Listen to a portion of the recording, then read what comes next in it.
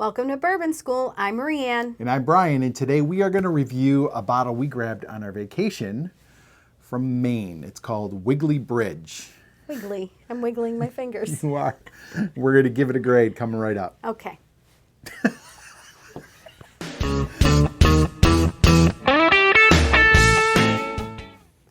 Okay, Brian. So we just got back from vacation about a week and a half ago. Yes. We took our family to Maine. We had a lovely time, and one of the things Brian was super excited about was trying to find a bourbon that he couldn't get in New York. Yeah. And so you actually did not go to a whole bunch of liquor stores. We only went to 3. Yeah, and you struck it rich pretty fast. Yes. And we came across, actually Brian came across this bottle of Wiggly Bridge. It Wiggly reminds, Bridge. what show had the Piggly Wiggly? Well, Piggly Wiggly is a store. Yeah. I don't know. I'm sure it's been mentioned in many shows. I thought But I don't know. Oh, I thought there was like a sitcom or a TV series that had the Piggly Wiggly. And I can't think of was it Three's Company? No, that was the Regal Beagle. Oh. That All was right. the bar where Jack Tripper did all his picking up. Yes. Yeah. If any of you remember where the Piggly Wiggly comes from, put it in the comments below. Okay, so this is from York, Maine. York is actually where we went the first time we went to Maine with our kids. We stayed in York. It's beach. It's right on the coast. It's a beach community. Very nice, very family friendly. The first time we went, I don't believe, or maybe it was because I was not into bourbon. You were not into bourbon then? We did not find this. We did not see it. No. So Wiggly We Bridge, wouldn't have even been looking. right? Wiggly Bridge Distillery since 2013. So we would have been in Maine. Oh, yeah, we Because did. it's only 2024. Yeah. Handcrafted in New York, Maine. So this is their bottled in bond bourbon whiskey. So like all bottled in bond, it's at least 4 years old. It's 100 proof. And Wiggly Bridge distills and produces all their own bourbon and whiskey. They don't source from anybody. And they have quite a few different things. I'll just go through real quick. This bottle is $70. I didn't know that. I could have got the small batch for $50, but I really wanted the higher proof. The small batch is a little lower proof. It's in the 90s, I believe. They also have like agave spirits, because I guess you can't technically call it tequila. Oh, why? I think it has to do with where it comes from. Oh. They have a vodka, a white rum, a small barrel rum, white whiskey, and small batch dry gin.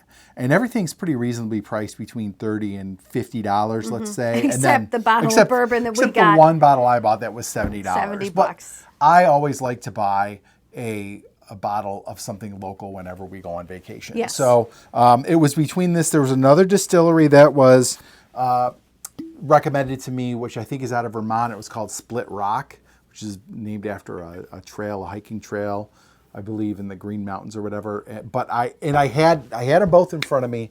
But do you know why I went with this one? I do not. Was it the name? Yeah, the name, Yeah. the Wiggly Bridge. I like the name Wiggly Bridge. Okay. So this started as a father and son. Company? So it's father and son company. Oh, yeah. that's nice. And the name comes from this Wiggly Bridge. It says, we don't want to bore you with historic details, so we'll keep it short. The what? The Wiggly Bridge. No, you said we don't want to Bore you with historic details. Oh, historic. But the Wiggly Bridge is really one-of-a-kind structure that is simple yet intriguing. The original Wiggly Bridge was built in the 1930s. It is the smallest pedestrian suspension bridge in America. Oh, And it's got its name in the 40s from a Girl Scout troop who said it wiggles as they walk over it. cute. So Wiggly Bridge. At first, I thought you said sordid story, and I was like, oh my God, what the Sordid hell? story? Yeah, I was like, what the hell are they going to say? It's a very risque and Yeah. blue story. Okay, so 100 proof. Here's a few more facts about it. It's 57% corn, 38% rye, 5% malted barley. It's aged for 4 years, and that's all I got. So We obviously, you can see we tried some we already. did try it already. And to be very honest with you, I did not like it. I actually stopped drinking it. So I'm going to give it another fair shake today, and we'll let you know what we think. So they say it's smooth and balanced with sweet notes of caramel, clove, dried fruit, light oak, and barrel char. Finish, a stately finish that is very long lasting. There's something, while you were reading, I gave it another smell, and it actually gave me like the chills up my neck back here. Like in a bad way? Yeah. Oh. I see. Okay, I think it definitely has Oh, a God. pretty strong nose. What is that smell? I think it's the rye. Like, remember we tried it the other night, and I was like, tastes like a lot of rye. Yeah, you did. Not knowing that it was Right. a high rye bourbon. Yep. It is 38% rye. So I definitely got a bunch of rye on the nose, and I also got a bunch of rye on the palate. Oof. It tastes very corn forward to me. And it has a very bitter finish. It does have a nice mouthfeel, and I'm getting that Kentucky hug, which is Yeah. very nice. But there is this corn finish. Yeah. No, It tastes it's- like it smells to me, and I just really don't like it. And I don't know if maybe the nose ruined it for me Take another sip. to go. Just on the, what am I trying to say? You got to take at least 5 sips. Okay. You've only taken like 1. Okay. Keep going. Excuse me. So I will tell you, the more you sip it, the smoother it gets. I think there is a very harsh, like, it punches you in the mouth very harshly when you first taste it. And I don't mean that in a necessarily good way. No, this is not a good, I'm really not enjoying it. It does get better as you drink it. And the more sips you take, it does smooth out. I think it had a very like youthful corn, It's very, forward very flavor. corn forward. but you also, as you drink more of it, that starts to dissipate as well. I think it is, the word we used the other night was dry. It is dry. Dry, like there's not a lot of sweetness going on in this bourbon. And I think for me, I would gravitate more towards a sweeter bourbon. So that doesn't make it my favorite. I don't think I'm going to judge it as harshly as you. But I think it's definitely not really hitting our profile. Definitely. We have similar palates, Yeah, I would say. for sure. And this one really doesn't kind of hit that profile. I don't like the bitter taste. Oh, God. See, and that's going away too. Like, I think it gets better as you drink it. I don't think it's going to get better enough where I'd be like, ooh, this is a good bourbon. It's a little rough to me. I respectfully disagree. I am still, it is not improving as it sits, as it mellows in the air, as you air it out, you know, the things you're supposed to do.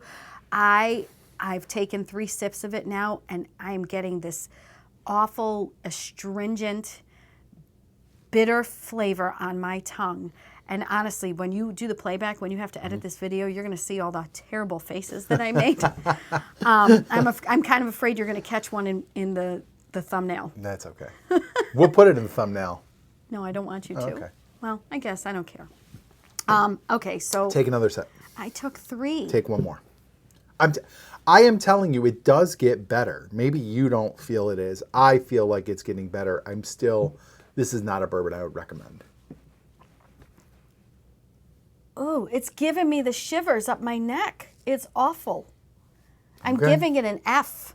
You're giving it an F, really? An F, really. I don't like the smell, I don't like the taste, and I don't like the finish. There is nothing about this that I am enjoying at all about this Okay, bourbon. fair enough. I am going to go with Oh, like a C-. I think it's fine to not so great. Like, I don't think it's terrible.